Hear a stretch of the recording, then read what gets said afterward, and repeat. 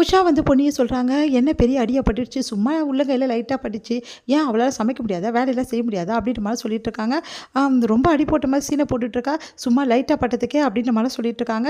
அத கேட்டு வந்து செமையா டென்ஷன் ஆயிடுறாரு நம்ம சக்தி. "உங்களுக்கு தெரியுமா? அவளுக்கு எவ்வளோ ரத்தம் வந்தது தெரியுமா? தெரியாம பேசிட்டு இருக்கீங்க. சரி விட்றா, அவளுக்கு என்ன தெரியுது? அவ வேணும்னே வந்து எப்பவுமே இப்படி தானே பேசிட்டு இருக்கா. அவளுக்கு அறிவே இல்லடா" அப்படி சொல்லிட்டு வந்து விஷாவோட வீட்டுக்காரர் சொல்லிட்டு இருக்காரு. சரி எல்லாரும் கிளம்பலாமா? டைம் ஆயிடுச்சு அப்படின்னு சொல்லிட்டு ஒரு எல்லாருமே கிளம்புறாங்க. சரிடா எப்படி பொன்னிய பார்த்துப்ப? பொன்னிய வேணா நாங்க கூட்டிட்டு போயிட்டு வச்சுக்கிறோம். அங்கேயே நாங்க பார்த்துக்குறோம்னு சொல்லிட்டு அவங்க அப்பா சொல்றாரு. பரவாயில்லப்பா நான் பார்த்துக்கிறேன் அப்படின்னு சொல்லிட்டு சக்தி சொன்னோன்னே, சரி ஓகேடா பத்திரமா இருங்கன்னு சொல்லிட்டு அவங்க கிளம்பிடுறாங்க.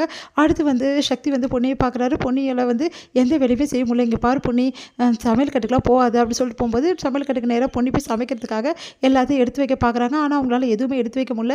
பாத்திரங்கள்லாம் எடுக்குறாங்க. ஆனா அவங்களால எதுவுமே பண்ண முடியல. பொன்னி என்ன பண்ணிட்டு இருக்க? சமைக்கலான்னு போனேன் சக்தி.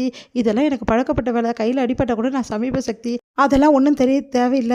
நான் தான் செய்வேன் புரியுதா? அப்படின்னு சொல்லிட்டு, நீங்களா சக்தி சமைக்க போறீங்க? ஆமா நான் தான் சமைக்க போறேன். எப்படி உன்னால சமைக்க தெரியுமா? நான் சமைக்கிறேன் பாரு அப்படின்னு சொல்லிட்டு, கடகடன்னு வெங்காயம் தக்காளிலாம் அரிஞ்சு அப்படியே வந்து எல்லாத்தையும் வந்து கீழ கொட்டிர்றாரு. என்ன சக்தி இப்படி கீழ கொட்டி வச்சிருக்கீங்க? நீ அமைதியா இரு அப்படின்னு சொல்லிட்டு தூக்கி வந்து அந்த மேடை மேல உட்கார வச்சுட்டு வந்து நம்ம பொண்ணிய ஃபுல்லா சமைக்க ஆரம்பிக்கிறாரு. சமையல் கட்டே வந்து ஒரு வழி பண்ணிறாரு. என்ன சக்தி இப்படி பண்ணி வச்சிருக்கீங்க சமையல் கட்ட? அதெல்லாம் க்ளீன் பண்ணிக்கலாம். ஒண்ணும் ப்ராப்ளம் இல்ல. வா, வா, வா சாப்பிடலாம் அப்படின்னு சொல்லிட்டு கீழ இறங்குறாரு. பார்த்தா கீழ இறங்குனோனே வந்து வழுக்கி விழுந்துடுறாங்க.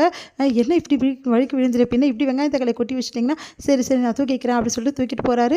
அப்படியே வந்து சக்தி வந்து தூக்கிட்டு போகும்போது பொன்னி வந்து தன்னையும் மறந்து போறாங்க. அடுத்து வந்து இங்க வந்து சக்தி என்ன பண்றாரு, சாப்பாடு ஊட்டுறாரு. உடனே வந்து பரவாயில்ல நானே சாப்பிட்டுக்கிறேன். அதெல்லாம் முடியாது நான் தான் ஊட்டுவேன் அப்படின்னோனே, எப்படி இருக்கு சாப்பாடு? ரொம்ப நல்லா இருக்குன்றாங்க. சக்தி சாப்பிட்டு பார்க்குறாரு. ஐய்யய்யோ! நல்லாவே இல்லையே! இத போய் நல்லா இருக்குன்னு சொல்றாளே!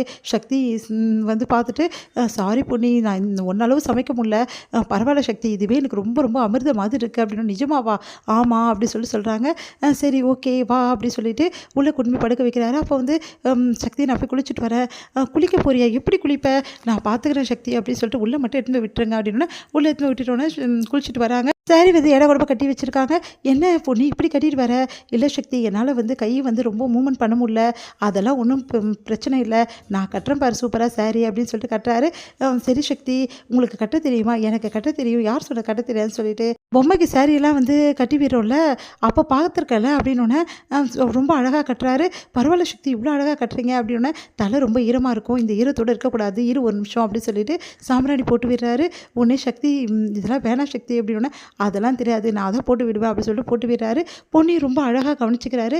அப்படியே பொன்னி வந்து தன்னையே மறந்து அப்படியே சக்தியை பார்த்துட்டு இருக்காங்க. அதுக்கப்புறம் வந்து நிறைய கதைகள்லாம் ஜோக்ஸ்லாம் சொல்றாரு. அதை கேட்டு பொன்னி வந்து விழுந்து விழுந்து சிரிக்கிறாங்க. பொன்னியோட சிரிப்பில் தன்னையே மறந்துடுறாரு சக்தி. அப்படியே பொன்னியை ரசித்து பார்க்குறாரு ஒரு நிமிஷம்.